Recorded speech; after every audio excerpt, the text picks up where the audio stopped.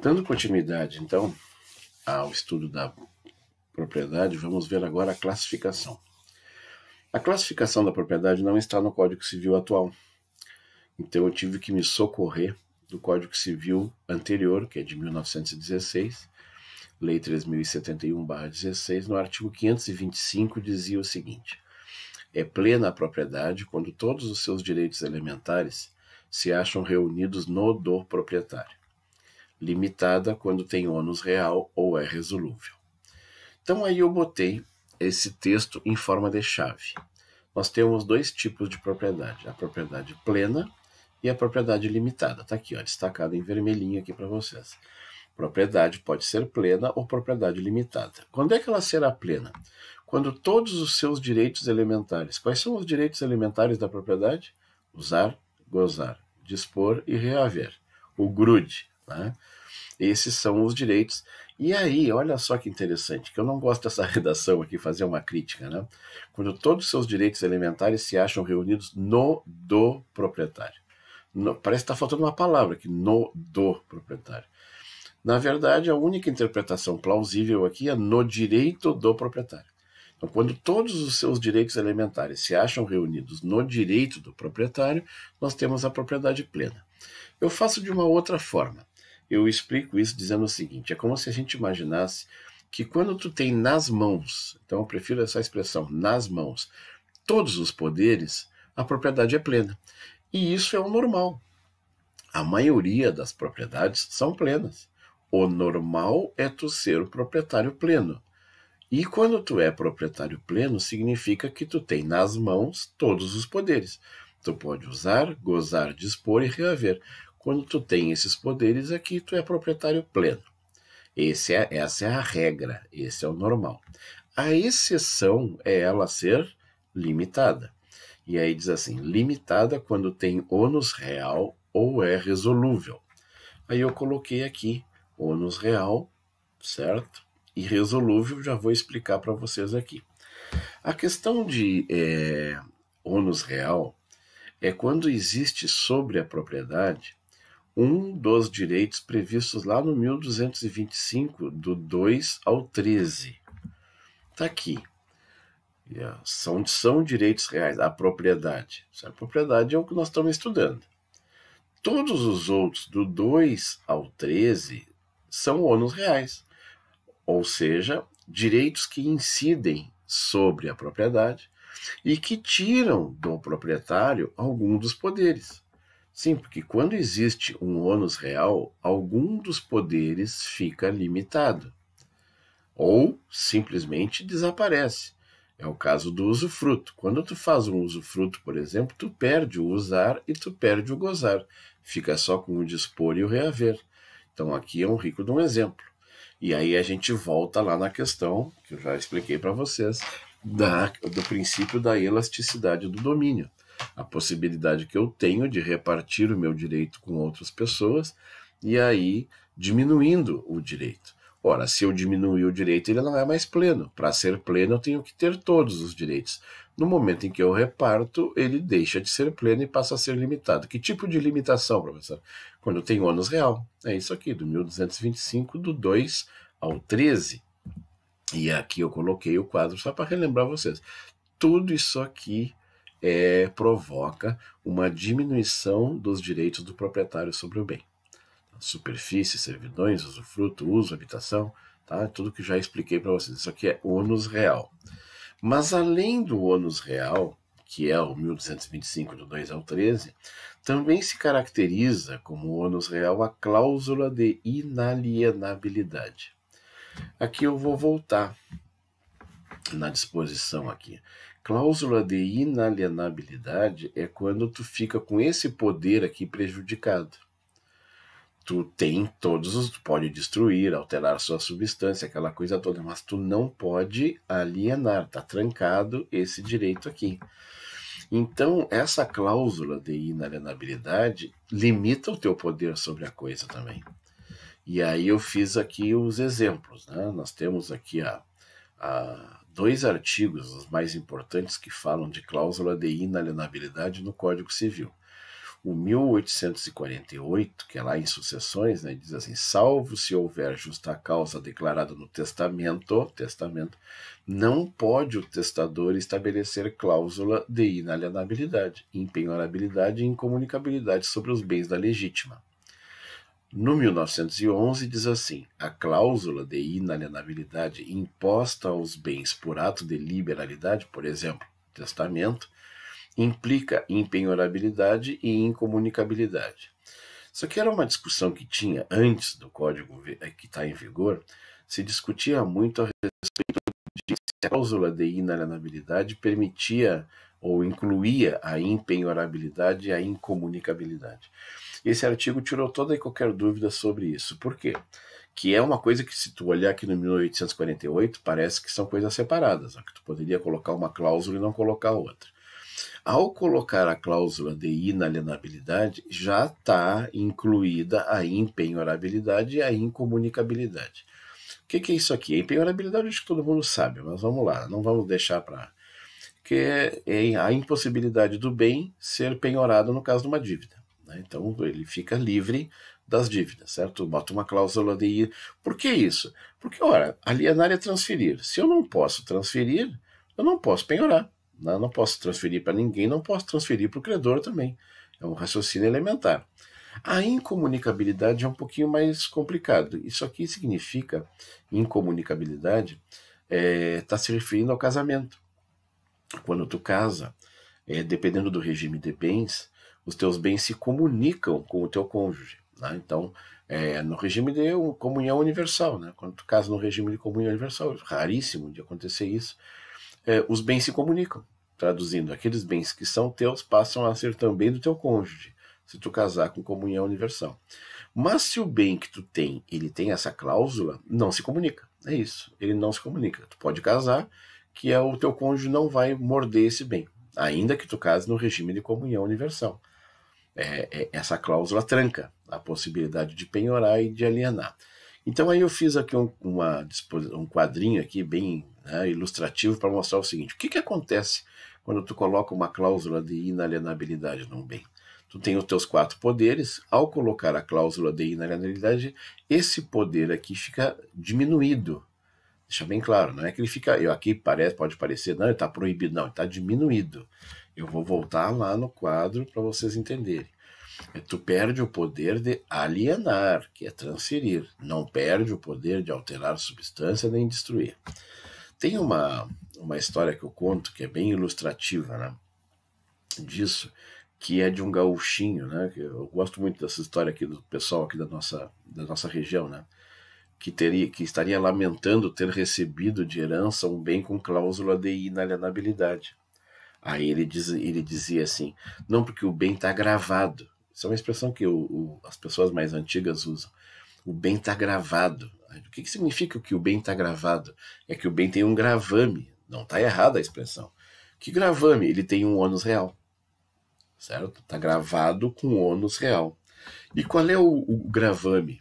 É a cláusula de inalienabilidade. Era muito comum isso aí antigamente.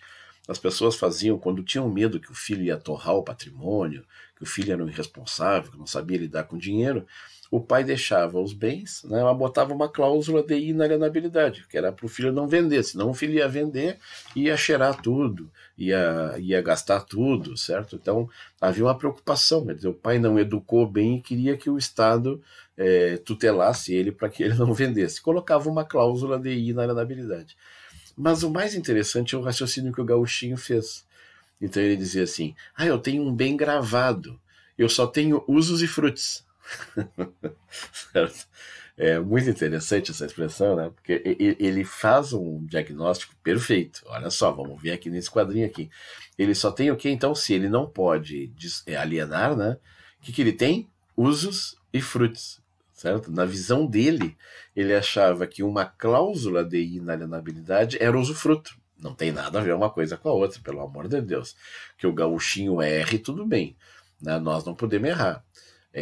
Realmente, ele está certo. O usufruto, o que é? O direito de usar e fruir. Ó. Usar e fruir. Mas não tem o direito de dispor. Na visão do gauchinho, quando o bem tem cláusula de inalienabilidade, ele só tem usos e frutos. Não é verdade, tá? Na prática, de certa forma é. Sim, porque tu não pode vender, tu só pode usar e fruir, tá? Mas, teoricamente, não é. Usufruto é uma coisa, cláusula de inalienabilidade é outra, e aqui elas estão juntas aqui, ó, são ônus real, isso sim, as duas são ônus real. Pois bem, e tem a propriedade resolúvel, que essa aqui é um pouquinho mais difícil de explicar, mas eu vou tentar aqui, né, com poucas palavras. Eu recomendo que vocês deem uma olhadinha nesses dois. Não vai ajudar muito, porque a redação desses dois artigos é horrorosa, principalmente a do 1359. O 1360 ainda é melhor. Mas qual é o raciocínio que eu faço em cima da propriedade resolúvel? Resolúvel é uma propriedade que se resolve. A palavra resolúvel significa dizer que se resolve. A palavra resolúvel tem a ver também com resolução. A palavra resolúvel significa que ela termina, a propriedade termina. Prestem atenção. A propriedade se extingue, a propriedade se resolve, a propriedade termina. É tudo sinônimo. Mas a palavra que eu acho que é a melhor de todas, que todo mundo fica muito mais fácil de entender, é dizer o seguinte, que a propriedade se revoga. O normal é que a propriedade não termine jamais. Tu termina, mas a tua propriedade não termina. Tanto é que tu termina e que a propriedade não termina, é que quando tu morre, a tua propriedade vai para os teus herdeiros, exatamente porque ela não termina. Tu termina, é isso que eu quero dizer. Tu se resolve, agora a propriedade não. Então qual é a regra? A regra é que a propriedade não termine. Tudo bem? Aqui nós temos uma exceção. Desses dois artigos aqui tratam da possibilidade da propriedade terminar. Qual é o melhor exemplo que nós temos de uma propriedade que termine? A do carro financiado.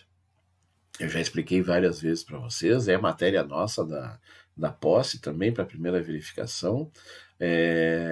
O carro financiado, eu expliquei que a pessoa que fica com o carro, né, que não é a proprietária, ela é a possuidora direta, né, a pessoa que fica com o carro é possuidora direta e fiel depositária do automóvel. Mas o proprietário é o credor. A grande questão é, essa propriedade do credor é para sempre? Essa propriedade do credor não termina nunca? Não, termina. Termina quando? Termina quando eu pagar a última prestação. Quando eu pagar a última prestação, termina a propriedade do meu credor e aí o bem passa a ser meu. Esse é um caso de propriedade resolúvel, é uma propriedade que termina.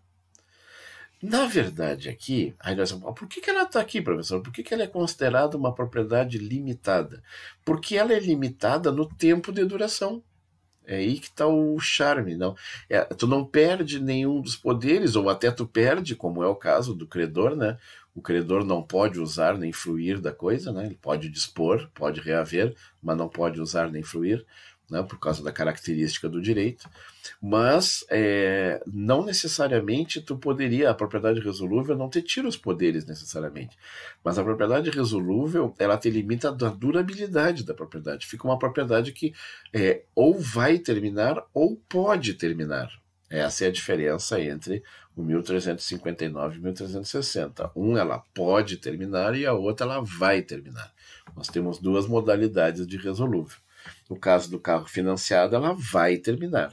Certo? Ela é carro financiado. O credor não tem o menor interesse de ficar com o teu carro. O credor quer receber o dinheiro.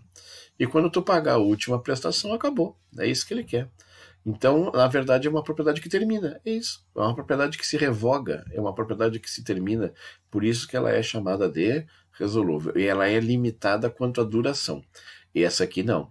Ônus real significa que algum desses poderes aqui sofreu alguma diminuição ou até restrição total. Essa é a classificação da propriedade. E aí, para encerrar esses dois tópicos, eu coloquei aqui no fim um paralelo que eu quero primeiro assim tranquilizar vocês quanto a isso. Não há diferença nenhuma, e a gente sabe disso no linguajar popular, entre ser proprietário de um bem e ser dono de um bem. Não há diferença. E de fato não há, nem no direito. Às vezes o legislador usa a expressão proprietário, às vezes usa a expressão dono. Às vezes usa a expressão propriedade e às vezes usa a expressão domínio. Né? Condomínio, com propriedade são sinônimos. Tudo bem? Então nós temos aqui, e eu quero reforçar isso com vocês. Agora já pensando lá na segunda variação, né?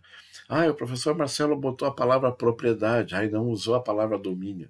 Não te preocupa com isso, certo? Nós vamos combinar aqui, desde já, que domínio e propriedade são sinônimos. Bueno, isso é o que a gente vê nos livros, na lei e nas aulas minhas. Mas eu vou abrir um parêntese aqui. Por quê? Porque alguns autores frisam a diferença. Eles acham que é diferente uma coisa da outra e está relacionado com a matéria que a gente acabou de ver. Então, o que há de consenso na doutrina sobre o paralelo entre domínio e propriedade? Propriedade é um gênero, propriedade é gênero, do qual domínio é espécie. Então, propriedade é um gênero, domínio é um tipo de propriedade. Aqui, ó, nessa chave aqui, ó, propriedade é um gênero, domínio é um tipo. Propriedade é gênero, domínio é um tipo. As duas teses que existem para explicar isso concordam nesse particular, que a propriedade é um gênero e o domínio é uma espécie. Propriedade é gênero e o domínio é um tipo de propriedade. A questão é, e qual tipo ela é? Aí eu tenho dois entendimentos. Botei um do ladinho do outro para vocês entenderem. Esse entendimento aqui, eu tenho um autor que explica isso. Eu não gosto dessa tese, mas há autores que dizem isso. Então, assim, o que é o domínio? Domínio é a propriedade sobre coisas corpóreas. Quando a propriedade se exerce sobre coisas corpóreas, é chamada de domínio. Quando a propriedade se exerce sobre coisas incorpóreas, é chamada de propriedade imaterial. É quase uma classificação aqui, nós estamos aqui na classificação da propriedade aqui, ó, tá? Então aqui é praticamente uma classificação. Ou é domínio ou é propriedade material. Seriam outros tipos de propriedade, né? Além da plena e da limitada que a gente já viu. Essa expressão aqui é a que tem referência bibliográfica. Já achei autor que diz isso aqui.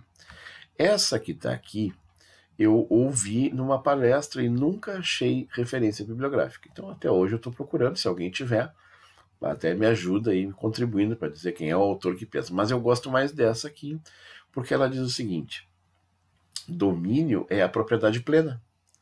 Então, propriedade plena é sinônimo de domínio. Quando tu tem todos os poderes na tua mão, usar, gozar, dispor e reaver, quando tem a propriedade plena, tu tem o domínio da situação.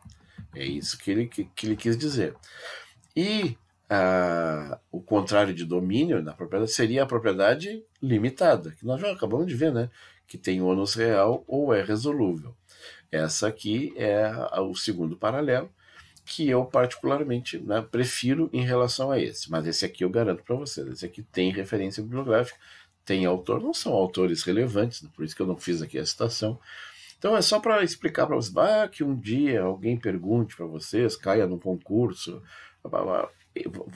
eu não estou brincando, não é para facilitar a vida de vocês que eu estou fazendo. Eu estou dizendo que propriedade e domínio são sinônimos, são. A lei trata como sinônimos, a doutrina trata como sinônimos e a jurisprudência trata como sinônimos. Então são sinônimos, tá? Porque não é, como eu disse, a palavra proprietário deriva de propriedade, a palavra dono deriva de domínio, né? Então elas são sinônimos, porque tanto faz ser proprietário quanto ser dono. Mas há uma preocupação, alguns autores, de fazer uma diferença, mas não há, e há um consenso, não há divergência, né, de que propriedade é um gênero do qual domina a espécie. Por isso que eu botei aqui em letras garrafais, aqui para vocês entenderem. Mas só que aí há uma divergência quanto a que tipo de propriedade é o domínio, né? Então, tem uns que dizem que se for sobre coisas corpóreas, é domínio, e tem outros que dizem que se for propriedade plena, é domínio. Aqui só fazer um complemento na propriedade material. O que é propriedade material? Propriedade intelectual, direitos autorais, propriedade sobre coisas que não existem, né? O direito de imagem, propriamente também, né? Nós temos aqui os direitos da personalidade.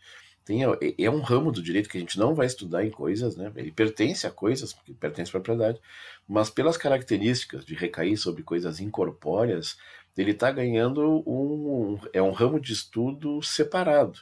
Inclusive, se eu não me engano, não quero mentir para vocês, a única universidade no Brasil que tinha pós-graduação, ou mestrado, ou doutorado, sobre propriedade material era a de Santa Catarina, a Universidade Federal de Santa Catarina, né, que tinha uma linha de pesquisa nessa área aqui, né, que tratava só sobre propriedade imaterial, que já está merecendo um ramo de conhecimento autônomo, que não tem quase nada a ver com a propriedade sobre coisas corpóreas. Certo? Então, para que é direito, propriedade industrial, né, já existem órgãos públicos nesse sentido, direitos autorais, propriedade intelectual, então uma série de ramos aqui relacionados à propriedade material.